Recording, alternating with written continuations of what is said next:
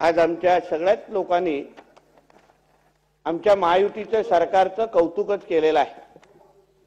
कारण का गेल्या 2 वर्षांमध्ये मुंबईचा जो विकास झाला त्याच्याबद्दल सगळ्या बाजूंनी सरकारचं कौतुकच होत चाललेलं अध्यक्ष महोदय।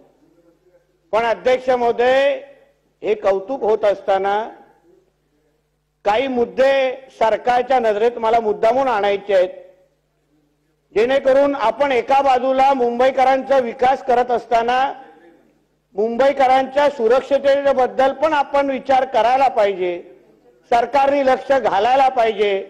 या दृष्टिकोनातून काही मुद्दे इथे आणणार आहे अध्यक्ष महोदय।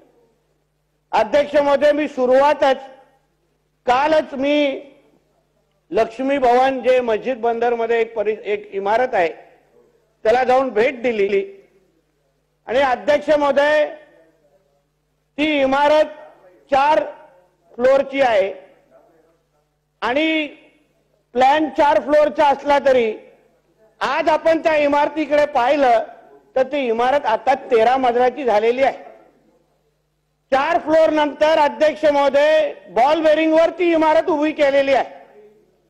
अध्यक्ष महोदय, आश्चर्य वाटण्याची गोष्ट अशी आहे की त्या इमारतीमध्ये जे त्याच्या मालक आहेत ते ट्रान्झिट मध्ये गेलेले आहेत, त्यांना शिफ्ट केलेले आहेत रिपेअरच्या नावाने आणि तिथे आता त्या पूर्ण इमारतीमध्ये सगळे बांगलादेशी लोक राहायला आलेले आहेत। अध्यक्ष महोदय, मी जेव्हा तिथे खालती मुंबई महापालिकेचे वॉर्ड ऑफिसर होते, म्हाडाचे अधिकारी होते आणि संबंधित पोलीस खात्याचे पण अधिकारी अध्यक्ष महोदय तिथे होते, मी त्यांना साधा एकच प्रश्न विचारला की ह्या इमारतीमध्ये राहणारे जे बांगलादेशी लोक आहेत यांचे रेकॉर्ड तुमच्याकडे आहेत का? कोण राहत आहे, कोणाकडून ते आलेले आहेत, त्यांच्याकडे काय काय कागदपत्र आहेत? अध्यक्ष महोदय, पोलिसांकडे त्यांचा रेकॉर्ड पण नव्हता। त्यांना तिकडे पाणी डिपार्टमेंटचे अधिकारी तिकडे होते, प्रत्येकाला तिथे पाणी 24 तास त्यांच्या सोयीनुसार दिले जात आहे।